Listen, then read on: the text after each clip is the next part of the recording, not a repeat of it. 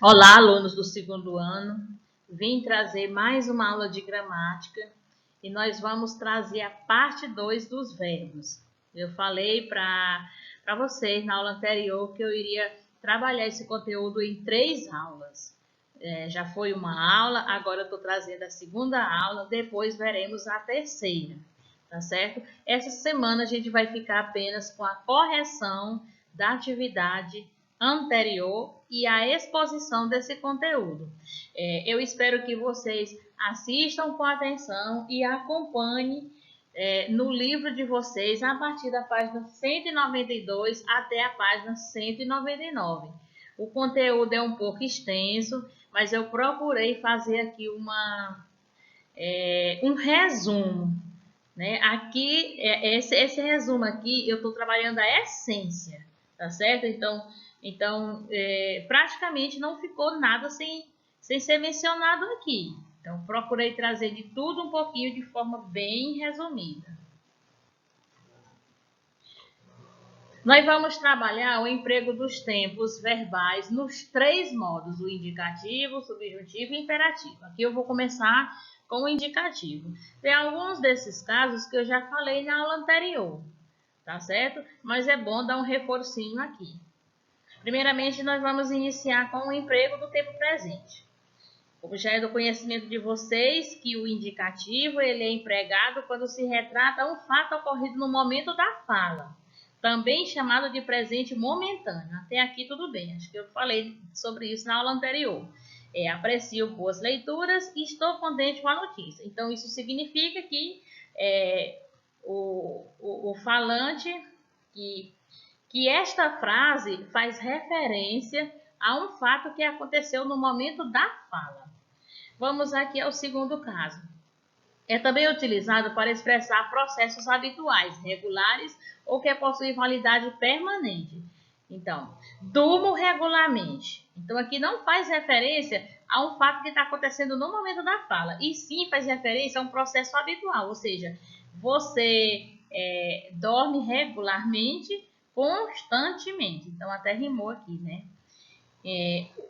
Ou então, quando faz referência a algo que tem validade permanente. Quando dizemos assim, o direito de ir e vir são concebidos a todos os cidadãos. Então, esse direito de ir e vir é um direito constante, permanente. Nesse caso, aplica-se o presente do indicativo. Aqui são os casos especiais, que foge desse caso primeiro aqui que foi mencionado, né? O emprego também se deve ao ato de narrar fatos passados de modo a conferir-lhes atualidade. É também conhecido como presente histórico. Olha aqui um fato bem antigo, antes de Cristo, um fato que aconteceu antes de Cristo. Em 58 a.C., César invade a Gália e inicia uma das mais famosas campanhas da história militar. Então, é um fato bem antigo, porém o verbo foi empregado no presente para dar uma ideia de atualidade. Esse recurso é bastante utilizado nos textos jornalísticos, né, para trazer mais para indicar a atualidade mesmo dos fatos, ou seja, indicar que os fatos aconteceram, dá uma ênfase nos fatos e dá a impressão de que eles continuam na atualidade.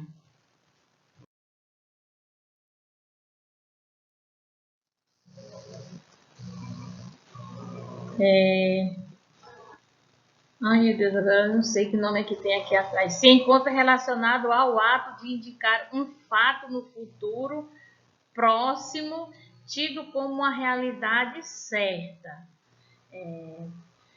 Daqui a alguns anos ele volta. Daqui a alguns anos ele volta.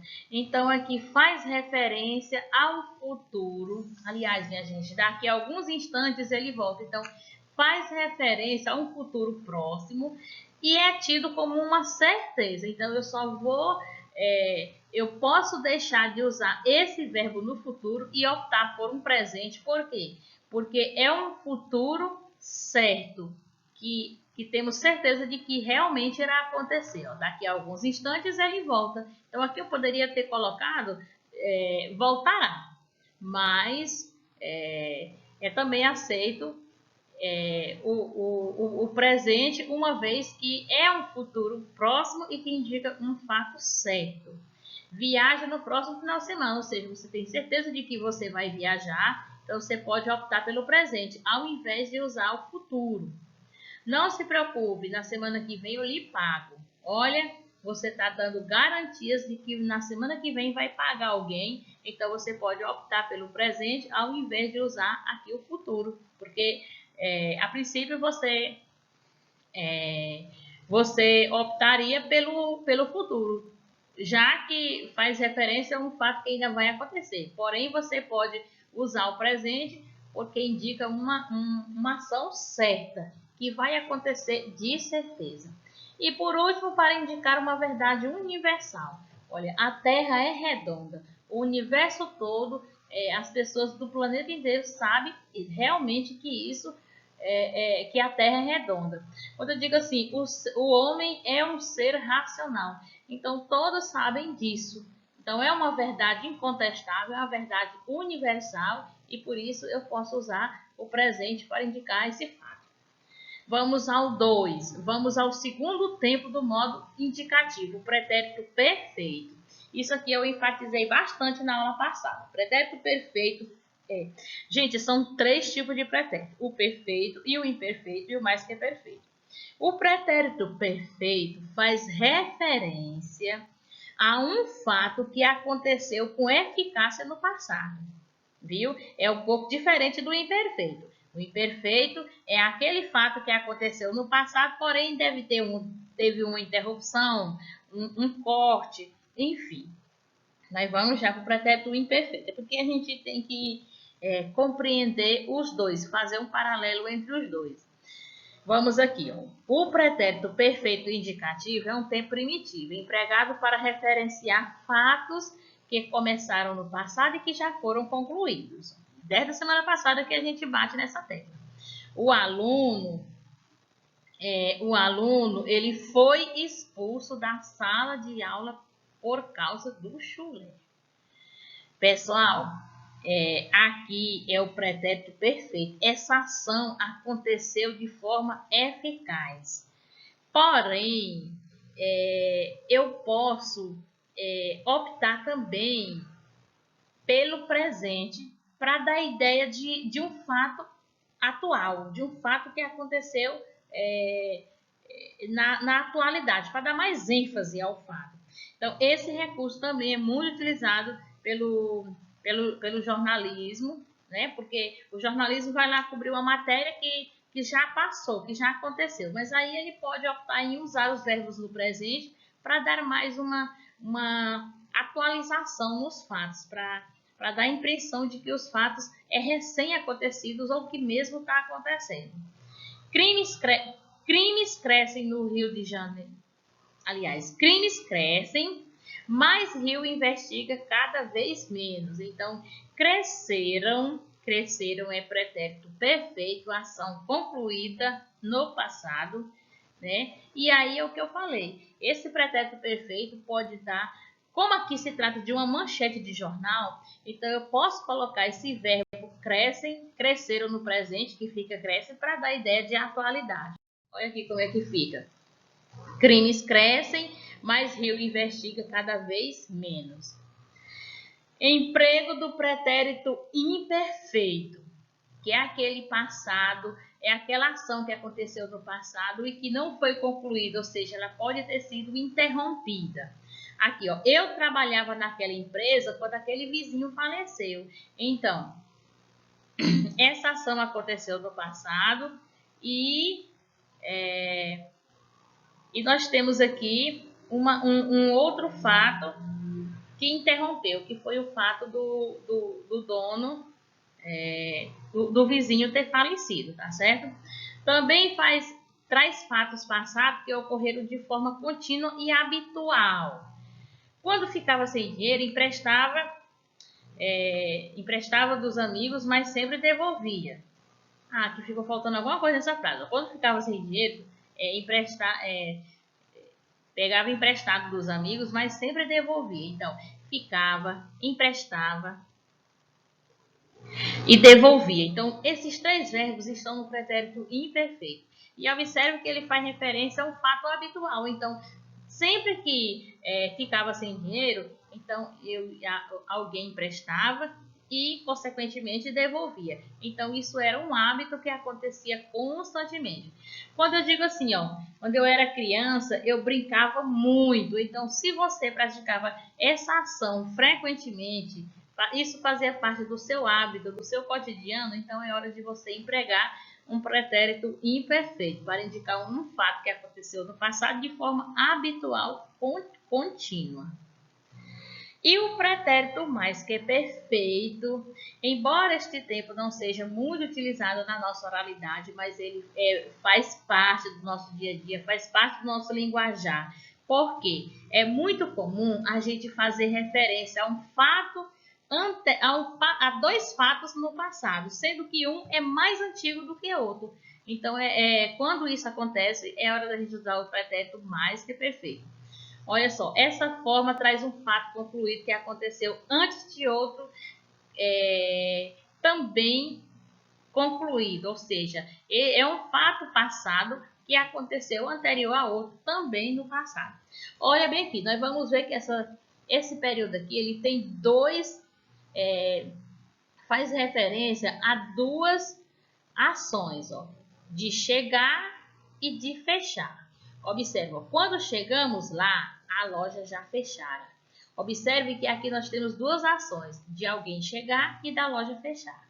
Então, qual foi o que aconteceu mais antigo? Qual foi o fato mais antigo? Foi da loja fechar. E o fato de eu ter chegado já é um passado mais recente. Então, os dois fatos estão no passado. Mas o fato de alguém chegar é mais recente do que a loja ter fechado. Quando notei, a água já transbordara na banheira. Dois fatos que aconteceram no passado, de você ter notado e da água ter transbordado. Sendo que o fato mais antigo é o da água transbordar na banheira. E o fato mais recente é de você ter observado, de ter notado. Então, o fato mais antigo é o que você aplica o pretérito mais que perfeito. Quando saí para trabalhar, já lera o jornal de hoje. Olha só, imagine que você saiu para trabalhar às 7 horas. Se você saiu para trabalhar às 7 horas, então você lê o jornal 5, 6 horas da manhã. Então, esse fato de você ler o jornal é mais antigo do que o fato de você sair para trabalhar. Então, o fato mais antigo é onde você aplica o pretérito mais que perfeito. E só lembrando que essa desinência de pretérito mais que perfeito, ó, fechara, transbordara, lera, não é utilizado na nossa oralidade. Geralmente a gente troca essa forma verbal simples pela forma verbal composta. A gente fala assim, ó, a loja já tinha fechado, já havia fechado, a água já tinha transbordado. Já tinha lido o jornal de hoje. Quando saí para trabalhar, já tinha lido o jornal de hoje. Ou seja, a gente nunca usa esse pretérito mais que perfeito na oralidade. Geralmente a gente troca essa forma que é simples, formada por apenas um verbo, a gente troca pela forma composta. Continuando aqui, minha gente. Comumente, essa forma simples é pouco utilizada na língua portuguesa e comumente costumamos substituir essa conjugação por outra composta. Foi o que eu acabei de falar para vocês. Quando chegamos lá, a loja já tinha fechado. Quando notei, a água já tinha transbordado da banheira. E quando saí para trabalhar, já tinha lido o jornal de hoje. Isso tudo já falei, né? Agora vamos ao quinto tempo do indicativo. Olha, no indicativo tem 5 tempos verbais. Então, aliás, 5 não, pessoal, 6. Então, aqui eu estou no quinto, né?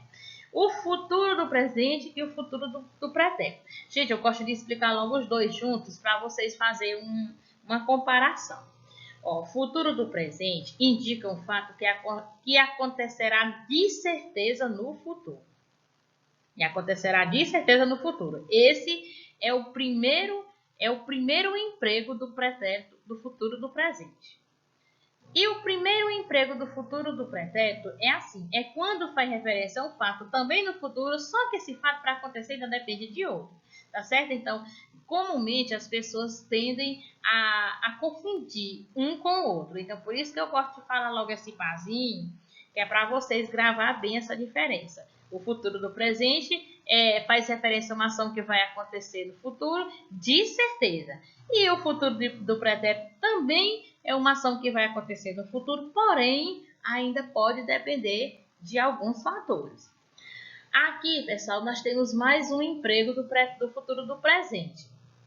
Dúvida, quando indica dúvida a respeito de um fato presente. Se eu digo assim, ele terá uma surpresa boa esta manhã. Terá. Muitas vezes a gente diz assim, ó, será se ele virá a reunião? Virá. Então, nesse contexto de dúvida, comumente a gente emprega o futuro do presente, entendeu? Diante de um contexto de dúvida a respeito de um fato. Então, nós vamos empregar o pretérito, o futuro do presente. É muito comum a gente empregar isso na oralidade. A gente diz, será se ele virá? Né? Será se terá reunião? Será se terá reunião? Geralmente a gente diz vai ter. Será se vai ter reunião? Aquela questão da gente trocar a fórmula simples pela composta. Mas é um contexto de dúvida. Continuando bem aqui com o futuro do pretérito, que eu já falei que indica o fato que vai acontecer no futuro, mas que depende da ocorrência de outro. Eu poderia emprestar dinheiro se não tivesse gastado. Eu poderia. Então, esse fato aqui ainda pode acontecer, mas ainda depende desse outro fator aqui, né? Se não tivesse gastado. Sim, tá certo? Então, faz referência a um fato do futuro, mas que está preso a um fato que aconteceu no passado. Uma ação futura, porém duvidosa. Seria realmente necessário ter guerras? Seria. Ação futura, porém duvidosa. Viu? O fato presente é expresso de forma polida, educada, um desejo ou um pedido. É muito comum a gente usar essa expressão no dia a dia. Quando a gente quer dirigir-se a alguém de forma respeitosa, educada, polida, como que a gente fala? E a senhora poderia emprestar, a senhora poderia fazer um favor para mim? Poderia fazer um favor? Então aí é o pretérito, é o futuro do pretérito em contextos que expressa uma maneira educada, polida, tá certo? Agora nós vamos para os 3 tempos verbais do subjuntivo. Primeiro, é o presente do subjuntivo. O subjuntivo só tem 3 tempos. É o presente, é o passado, que no caso a gente chama pretérito, e o futuro. Olha, os verbos, quando estão no subjuntivo, eles vão compor um contexto que dá ideia de dúvida, de hipótese, desejo ou suposições, enfim. Ele vai aparecer em um contexto duvidoso, que indica uma certa dúvida, uma certa suposição, hipótese. Tá certo? Diferente de todos os verbos do indicativo, que indica fato certo. Então, a gente até aprende essas palavrinhas-chave. Modo indicativo indica um fato certo. Modo subjuntivo indica um fato duvidoso. Modo imperativo indica uma ordem. Então, a gente sempre associa esses 3 modos verbais a essas palavrinhas-chave, para ficar melhor o entendimento. Então, vamos ver aqui. Uma coisa que eu coloquei aqui para vocês, para facilitar a aprendizagem, comumente, não é regra geral, geralmente, quando um verbo está no presente do subjuntivo, geralmente ele vem associado com a palavrinha que. Mas não é sempre, pessoal. Às vezes vocês vão ver um verbo, muitas vezes vocês vão ficar procurando pelo que para saber se realmente é presente no subjuntivo, mas nem sempre. Às vezes está no presente do subjuntivo, mas nem sempre aparece essa partícula aqui. No caso dessas 4 orações que eu coloquei aqui embaixo, então nós temos aqui... não, aqui eu coloquei uma frase aqui embaixo sem o que, tá vendo? Aqui, ó, nessa primeira. Meu pai quer que eu estude mais. O que aqui, ó? O verbo estudar associado aqui com a partícula que. Eu quero que você vá embora agora. O verbo ir associado com a partícula que. Tomara que eu possa ir à festa. Possa associado com a partícula que. E aí eu finalizei aqui com a frase que não vem a partícula que para você ver como é que fica. Talvez ele chegue mais tarde.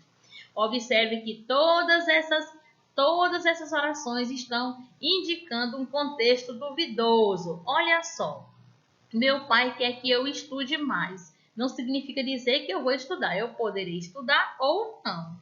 Eu quero que você vá embora, então você poderá ir ou não. Então é uma coisa certa. É diferente da pessoa falar assim, ó, você vai embora mais tarde, você vai embora agora. Tomara que eu possa ir à festa. Então é só um desejo aqui, não significa que eu vá. Talvez ele chegue mais tarde, então pode ser que a pessoa chegue mais tarde ou então até mesmo nem chegue. Então todas essas orações aqui indicam um contexto duvidoso, hipotético, ou até mesmo um desejo. Não esqueçam disso. Geralmente, os verbos, quando eles estão no presente, no futuro, nós vamos ver aqui que presente, futuro, do subjuntivo, o pretérito, geralmente eles vêm associados a outras formas verbais. Geralmente, olha só aqui o exemplo. Se não viessem, ó, isso aqui é algo hipotético, viu? Aqui é algo hipotético, está no subjuntivo. Nós vamos já ver que esse verbozinho aqui está no pretérito, viu? Nós vamos já falar disso. Não falei de pretérito não, mas essa frase aqui é só para mostrar para vocês a questão da relação dos verbos do subjuntivo com outros verbos de outros modos até. Então, esse aqui está no passado e esse aqui está no futuro.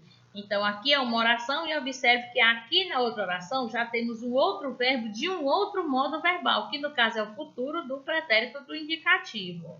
Se não viessem, não esclareceriam a situação. Então, esclareceriam é o futuro do pretérito do indicativo.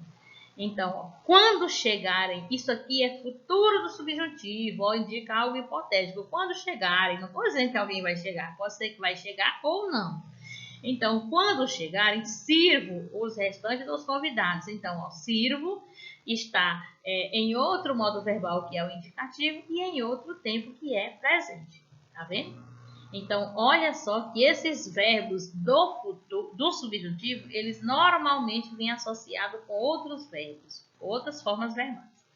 Vamos ver aqui mais adiante, pessoal. Olha, palavrinha-chave para entender os verbos do subjuntivo. Eles indicam dúvida, hipótese, desejo e sempre vem associado com as partículas. Olha só, o presente vem associado com qual partícula? O que? O futuro vem associado com a partícula quando. Não esqueçam disso, tá certo?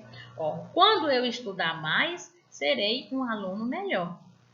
Eu coloquei aqui o quando para vocês verem que esses 3 exemplares aqui consta a partícula quando.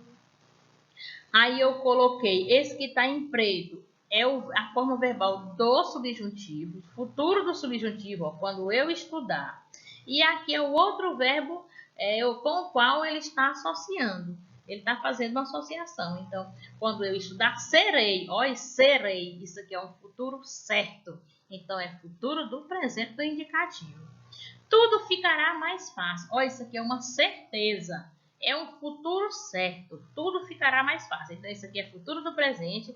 E o futuro do subjuntivo é isso aqui, ó. Quando ele vier morar aqui. Quando ele vier morar aqui. Não significa dizer que ele venha. Quando nós quisermos, isso aqui é futuro do subjuntivo. Quando nós quisermos, estaremos aqui, é a associação que ele está fazendo com outro verbo. E esse verbo aqui está no futuro do presente do indicativo. Então, não esqueçam que o futuro vem associado, normalmente vem associado com a partícula quando. E uma regrinha geral aqui, que eu disse que esses verbos do futuro do subjuntivo, eles sempre vêm associados com outros verbos, né? Observação, todos vêm associados a outras formas verbais, que eu acabei de falar. Então, dentro do contexto, você vai ver que ele está diretamente associado a outras formas verbais. Agora, nós vamos para o último modo verbal do subjuntivo, que é o pretérito imperfeito, que é o mesmo que passado.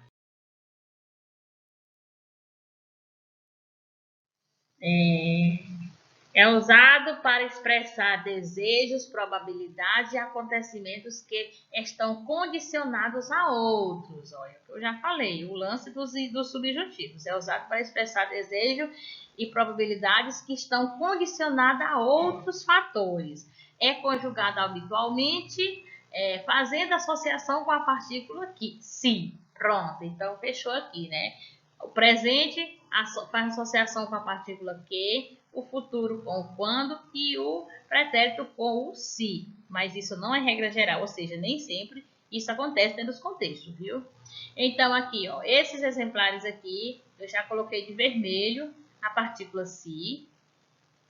O que está em preto é o pretérito imperfeito do subjuntivo. E o que está em verde é as outras formas verbais que ele está fazendo referência, que ele está fazendo associação, tá certo? Minha gente, olha, não esqueçam de um detalhe, que todo verbo, quando ele está no subjuntivo, no pretérito imperfeito do subjuntivo, a desinência dele é esses dois S's. Você não vai encontrar essas desinências dois S's aqui em tempo nenhum. Em tempo nenhum, em modo verbal nenhum. Você só vai encontrar no pretérito imperfeito do subjuntivo, tá certo? Então, ó, se eu estudasse, se ele tivesse, se ele pudesse. Então, aqui, ó, tem a questão do se, aí você lembra na questão hipotética, que é característico do subjuntivo, certo? Agora, nós vamos para o último modo verbal, que é o imperativo. Gente, como já sabemos, o imperativo ele indica ordem, pedido ou conselho. E é interessante que o imperativo, que uma frase, quando ela está no imperativo, ela indica que o interlocutor, que o sujeito da frase, quem está falando, ele está dirigindo a um interlocutor. Ou seja, alguém está dirigindo alguém está falando, quem está falando dirige-se a alguém, que esse alguém é o interlocutor. No intuito de fazer um pedido, ou de dar uma ordem ou um conselho. Então, quando a gente vai conjugar os verbos no imperativo, ele não é conjugado na primeira pessoa. Por quê? Afinal de contas, você não vai dar ordem e nem fazer um pedido a você mesma. Então, é por isso que os verbos no imperativo, eles não são empregados na primeira pessoa. Porque não admite, aliás, porque não vamos dirigir uma ordem, um pedido ou até mesmo um conselho a você mesmo. O modo imperativo é empregado nas duas formas, o imperativo afirmativo e o imperativo negativo. Tá certo? Então, como eu já falei aqui, o imperativo indica ordem, conselho ou pedido. Ordem. Tire já essas roupas sujas de cima de mim. Ó. Ordem tem uma entonação forte, uma entonação de ordem, que indica realmente ordem. Conselho. Não falte, é seu primeiro dia de trabalho. Olha só, olha aqui como tem um tom mais suave, aconselhador. E um pedido, não me abandone, por favor. Olha, esse por favor caracteriza muito a questão do pedido. Pronto. Aí, podemos utilizar alguns tempos do modo indicativo para atenuar uma frase, dando uma ordem ou efetuando um pedido de maneira mais polida, sem que a ordem ou pedido pareça grosseira ou ainda agressiva. Pessoal, observe bem aqui, eu coloquei esses dois exemplares aqui. Ó, pague-me o que deve amanhã. Pague-me o que deve amanhã. Então, Como o imperativo indica uma ordem, pedido ou conselho, então as frases que indicam ordem, elas são mais pesadas, são mais grosseiras. Então, existe uma forma mais polida de você dirigir-se a alguém. Então, para atenuar essa ordem, você pode utilizar o indicativo. Ó, ao invés de você falar assim, ó, pague-me o que deve amanhã, então, olha, pague é imperativo. Então, você pode arrumar essa frase e falar com essa construção aqui, ó. Amanhã você me paga o que deve. Então, é o mesmo, já é um pedido, mas esse verbo está conjugado no presente, porém, ele tem valor de imperativo, tá certo? Aqui a frase não deixa de ser um imperativo trajado de presente de indicativo, tá certo? O que foi que nós falamos aqui? Que às vezes a gente pode atenuar, pode suavizar uma ordem optando pelo presente do indicativo, viu? Outra utilização nós temos, minha gente, nós temos também o imperativo impessoal. O que é o imperativo impessoal? É aquela formazinha de infinitivo. Eu falei na aula passada. Quando é que um verbo está no infinitivo? É quando ele tem a terminação ar, er ou ir. Ar para os verbos da primeira conjugação, er da segunda e ir da terceira conjugação. Então, olha só. Também para suavizar mais a questão da ordem, uma frase que indica a ordem, ela é mais pesada, é mais grosseira, é forte. Então, podemos atenuar, podemos querer mostrar-se mais polido, educado, então a gente tem outros artifícios. E um dos artifícios é essa questão do infinitivo. Olha aqui como é que essa frase está. Não sentar nos lugares marcados. Se aqui tivesse no imperativo propriamente dito, como era que estaria? Não sente nos lugares marcados. Então, aqui é uma ordem propriamente dita. Mas quando eu digo não sentar nos lugares marcados, continua sendo uma ordem, um pedido, porém, com esse verbo no infinitivo e que é uma forma mais delicada, mais suave. Ó, sublinhar os pronomes do texto. Então, se fosse uma ordem propriamente dita, como era que estaria? Sublinhe os pronomes do texto, viu? Fazer silêncio, então já é uma forma mais suave. E aí eu empreguei aqui o infinitivo porque o verbo está na terminação era. Então, como seria o infinitivo mesmo? Aliás, desculpa, minha gente, o imperativo. O imperativo mesmo propriamente dito. Faça silêncio. Então, como é que tem essa... Vamos ler aqui essa orientação. Essa regrazinha aqui. Ó. Outra utilização interessante do imperativo é a de generalizar um pedido ou ordem sem personalizar. Neste caso, estamos construindo o imperativo impessoal. Esse caso é bastante utilizado em frases de comando ou de proibições que valham para mais de uma pessoa, que se refiram ao ambiente ou para expressar regras às quais todos estão sujeitos. Então, também tem essa questão de tornar-se mais delicado, tá certo? Então, pessoal, tentei ser o mais resumido possível, né? Não tem jeito, as aulas sempre ficam mais de 30 minutos, mas eu espero que vocês vejam com atenção, porque verbos é um assunto puxado, delicado, né? Mas eu procurei fazer um resumo de uma forma que vocês pudessem acompanhar melhor. Espero que vocês tenham gostado e por hoje é só e até a próxima. Um grande abraço a todos e a todas.